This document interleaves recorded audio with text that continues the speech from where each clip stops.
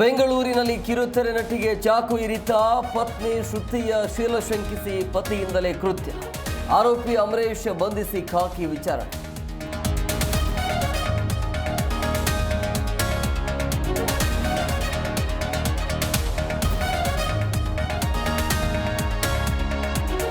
Cab auto ಚಾಲಕರಲ್ಲಿ ಹೆಚ್ಚಿನ ಹೃದಯಾಘಾತ, ಪ್ರತ್ಯೇಕ ತಪಾಸಣೆಗೆ ಆರೋಗ್ಯ ಇಲಾಖೆ ಸಲಹೆ.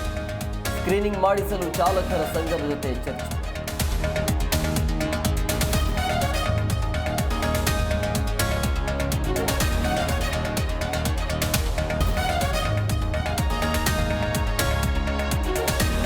ಉಗ್ರ ಟಿ ನಾಸೀರ್ಗೆ ನೆರವು ನೀಡಿದ ಪ್ರಕರಣ, ಚಾಂದ್ ಪಾಷಾ ವಿರುದ್ಧ ತನಿಖೆಗೆ ಆದೇಶ. ಕಾನೂನಿನಡಿ ಕ್ರಮ ಎಂದ commissioner Seemant Kumar.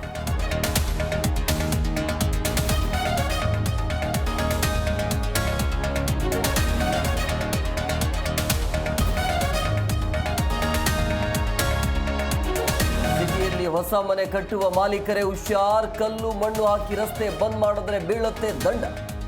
Road block ಮಾಡಿ ಮನೆ ಕಟ್ಟುತ್ತಿರುವವರಿಗೆ ವಾರ್.